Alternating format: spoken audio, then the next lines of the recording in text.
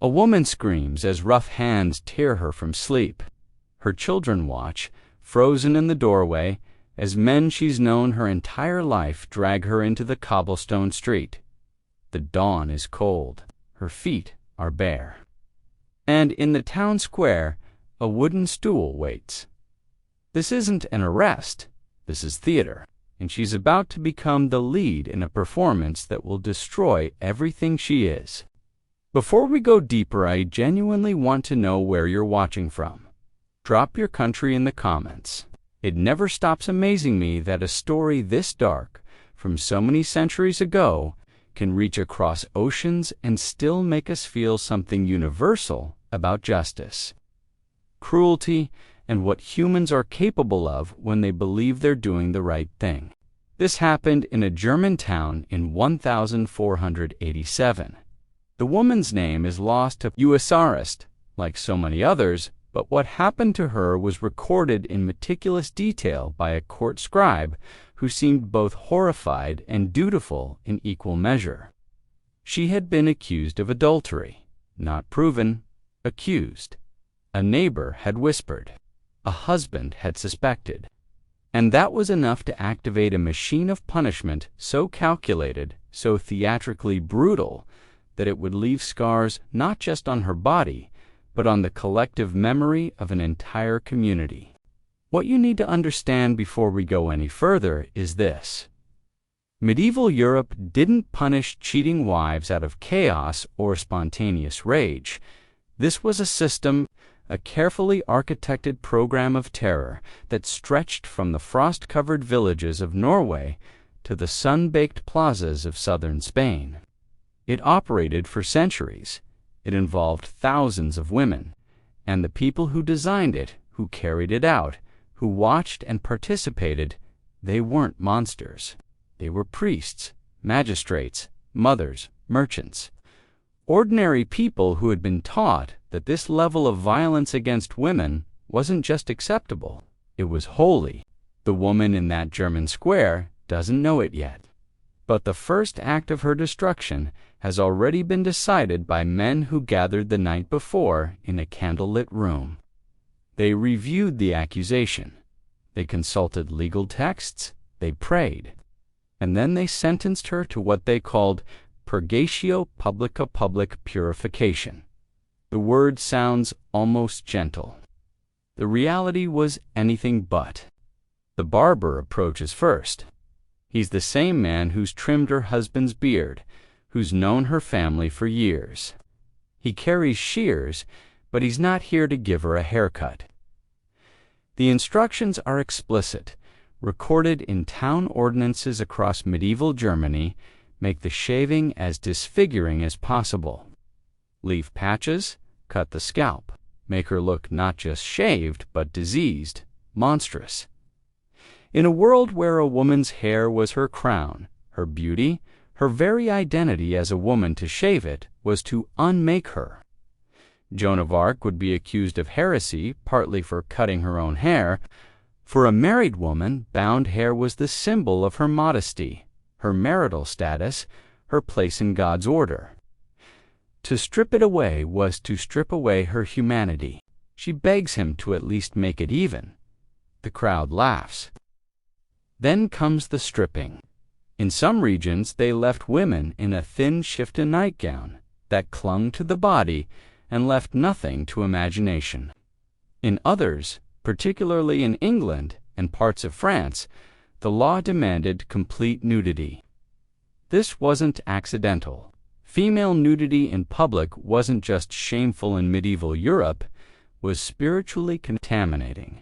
It transformed a woman into a walking curse, something that polluted the very air, that threatened the moral order simply by existing. The nakedness was weaponized shame. Now she's placed on a cart, and this is where the psychological architecture of the punishment reveals its true genius. She's not paraded through random streets. The route is deliberate. Past her own house, where her children are still standing in the doorway. Past the church, where she was married, where she took communion every Sunday. Past the market, where she bought bread just yesterday from vendors who are now in the crowd watching. Past the homes of friends, neighbors, godparents to her children. Every location is a memory being weaponized against her. And here's the part that should chill you. Participation wasn't optional. Town records from Augsburg, Nuremberg, and dozens of other cities explicitly show that citizens could be fined for refusing to witness these processions. Your neighbors, people you'd shared meals with, celebrated holy days with, they were legally compelled to be there. And many went further than witnessing. Court documents describe how crowds threw rotten vegetables, stones, mud mixed with human waste, dead animals. A record from Toulouse in 1342 describes a woman who lost an eye when someone threw a sharpened bone. The authorities didn't intervene. This was working as intended. The procession lasted hours, 6, 7, sometimes 8 hours under the summer sun or in freezing winter rain. Women collapsed. Some lost their minds right there in the street, screaming incoherently, which only added to the spectacle. The crowds grew as the day went on. Children were brought to watch. Priests stood on church steps and reminded the crowd that this was God's justice being carried out. When she's finally released at her own doorstep, she finds the door locked. Her husband has already made his decision. Her children have been instructed not to speak to her. Sometimes her possessions are piled in the street, already claimed by neighbors. But the punishment doesn't end at the doorstep. That's what makes this so devastatingly calculated. A woman who underwent this ritual was marked for life. She couldn't remarry, couldn't find work, who would hire a woman publicly shamed as an adulteress, couldn't worship in church without sitting in a special section reserved for public penitents. One chronicle from Paris describes a woman who, 15 years after her penance walk, was still recognized on the street and spat upon. This was social death by design, and it was considered the merciful option. Because when an accusation was more serious, when a husband demanded proof of innocence, when doubt clouded a casta, system had something far worse prepared. They called it trial by ordeal. And the theology behind it reveals a kind of twisted genius that still disturbs legal scholars today. The most common ordeal for accused adulteresses was trial by cold water. The reasoning went like this. Water used in baptism washes away sin and welcomes people into God's grace. Therefore, blessed water would naturally reject a sinner. Pure water would not accept impure flesh. It sounds like superstition to us now. To them, it was divine jurisprudence. Picture what this actually meant. Based on detailed records from trials across England, France, and the Holy Roman Empire, the woman would be brought to a river or pond at dawn. The entire village was required to attend again, compulsory witnessing. A priest would perform an elaborate ceremony blessing the water, calling upon God to reveal his judgment through the behavior of nature itself. The woman would be stripped to her shift. And this is explicitly documented in legal codes like the Saxon Mirashi, would be bound in a specific way. Right thumb tied to left, big toe. Left thumb tied to right, big toe. A rope around her waist, not for rescue, but to retrieve the body afterward. She'd be thrown into the water. And then the community would watch to see if God accepted or rejected her. Here's the horrifying physics of it. A human body's buoyancy depends on dozens of factors: lung capacity, body fat percentage, water temperature, the rate of breathing. A terrified woman taking rapid, shallow breaths might initially float, and if she floated, guilty, rejected by God's holy water, she'd be pulled out and executed immediately, sometimes right there at the water's edge. But if she sank, innocent, accepted by the water into God's grace. Of course, a bound woman sinking in deep water, can't swim, can't surface, can't breathe. Historical records show incredible variation in how long officials would wait before pulling someone out. Some accounts suggest minutes, others suggest they'd recite a full prayer, first potentially 5 minutes or more of being submerged. There's a specific case from 1194 in England. A woman named Edgith, accused by her husband's brother, was subjected to trial by water. The Chronicle says she sank like a stone and was pulled out nearly drowned. She was declared innocent by God's judgment.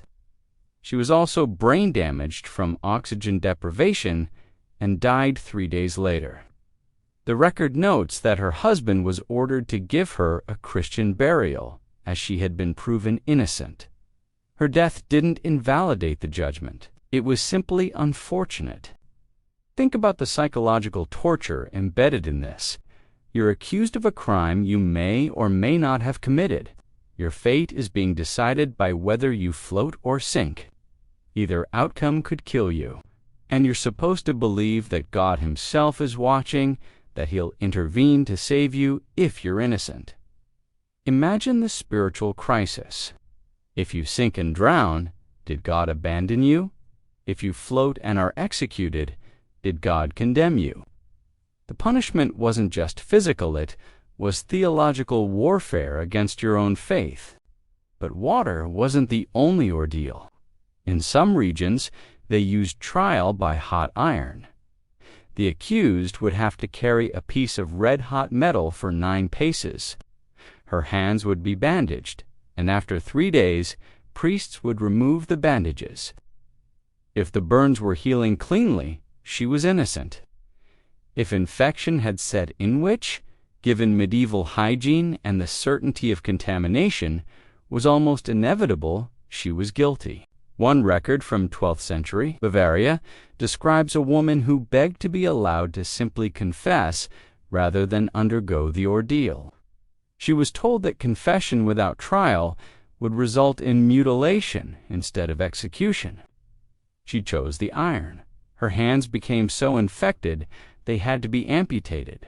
She died from sepsis a week later. The court declared her guilty based on the infection and denied her Christian burial. Even in death, the punishment continued. These ordeals were eventually banned by the Catholic Church in 1215 at the Fourth Lateran Council, but not because they were cruel. The Church decided that compelling God to perform miracles on command was theologically inappropriate. It was disrespectful to the divine. The suffering of the women wasn't the concern. The propriety of the ritual was, and even after the ban, trial by ordeal continued in many regions for another century, sometimes rebranded as tests rather than religious rituals. The horror continued. Women drowned in blessed water, and everyone told themselves that justice was being served.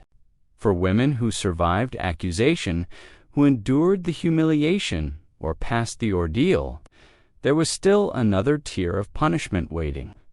This one designed not to kill quickly, but to mark permanently. To turn a woman's own body into a testament of her crime that she would carry until death. The laws are shockingly explicit. The laws of King Canute, which governed England and parts of Scandinavia in the early 11th century, state clearly, an adulteress shall have her nose and ears cut off, not as an alternative to other punishment, as the standard punishment. The law doesn't say may, it says shall. Let's be unflinchingly clear about what this meant. A woman would be brought to a public square and tied to a post. A blacksmith or barber people, with the sharpest blades and steadiest hands, would perform the cutting. No anesthetic, no alcohol to dull the pain.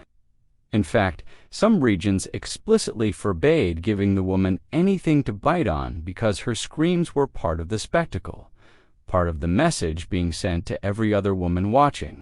The nose would be cut first. not just the tip, but the entire nose severed back to the bone of the face. The amount of blood was tremendous. Women would choke on their own blood, which is why they'd be held face down. The ears would be cut next, either partially or completely. Then the wounds would be cauterized with hot iron to stop the bleeding. The smell of burning flesh would fill the square.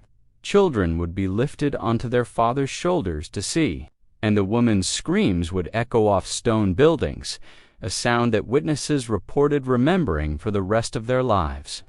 Here's a specific case from 1231 in a German town.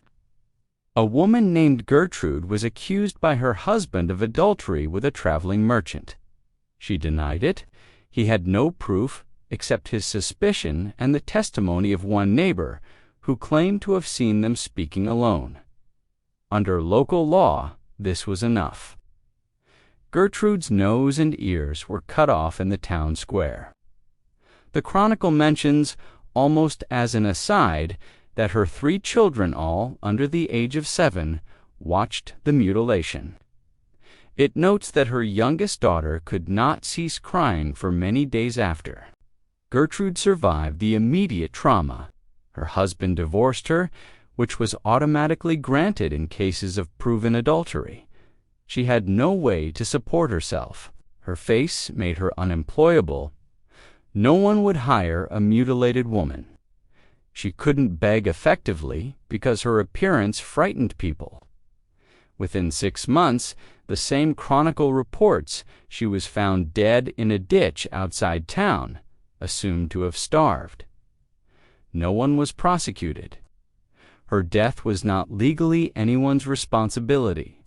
But the purpose of these mutilations went beyond punishing one woman.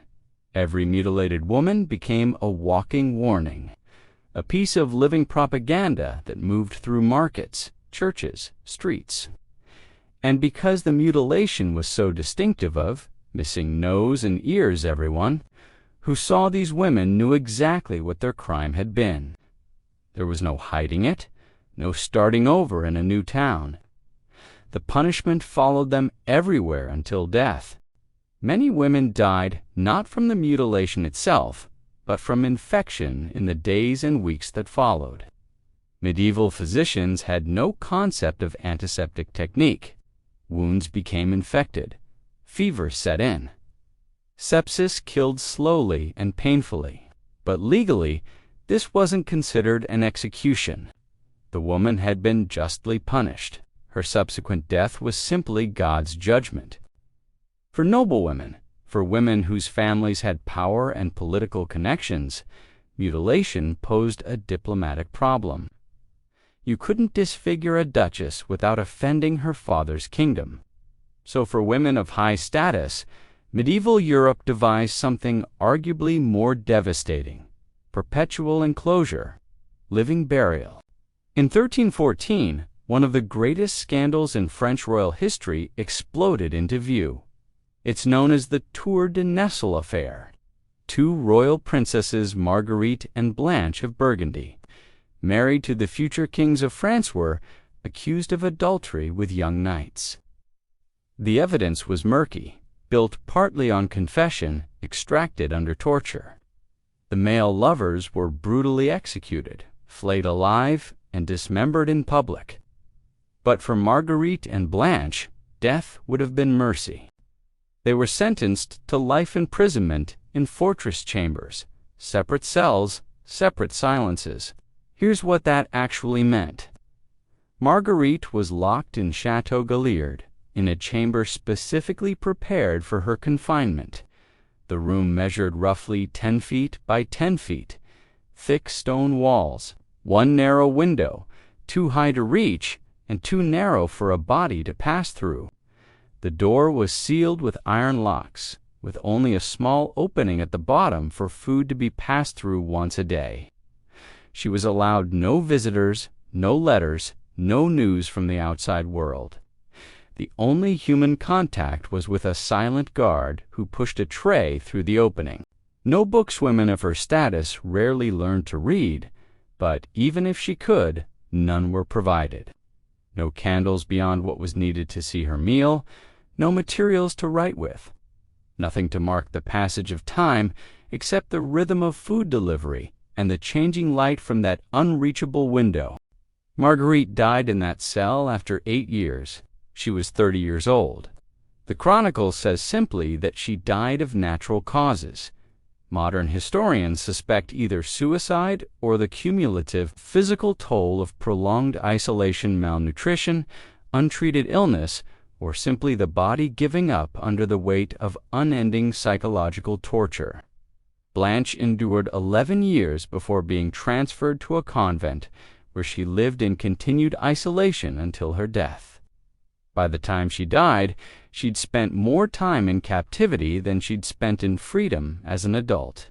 But the royal women, at least, had beds, adequate food, chambers that didn't flood. For merchant class and common women, the practice called immurement was far more brutal. This was rare, but it happened. A woman would be placed in a cell built into a city wall or church foundations. Barely large enough to sit inand, the entrance would be bricked up, leaving only a small opening for food and waste removal. She would live out her remaining days in this tomb. In 1357, a woman in Barcelona named Maria was convicted of adultery and sentenced to immurement in a cell built into the city wall. The Chronicle describes the space as being so small she couldn't fully lie down. She lived there for 9 years. The record notes that her screams could be heard for the first several months, then silence. When they finally opened the cell to remove her body, they found she'd scratched messages into the stone walls, prayers mostly, and curses with fingernails worn down to bloody stumps. Modern research into solitary confinement tells us that isolation for more than 15 days causes measurable psychological damage. These women endured months, years, sometimes decades. And the cruelest part, this was considered merciful. It was explicitly framed as giving the woman time to repent, to reconcile herself with God before death. Priests told them they should be grateful for the opportunity to contemplate their sins in silence. Some women went mad. Chronicles describe women who stopped eating, who beat their heads against walls, who babbled incoherently.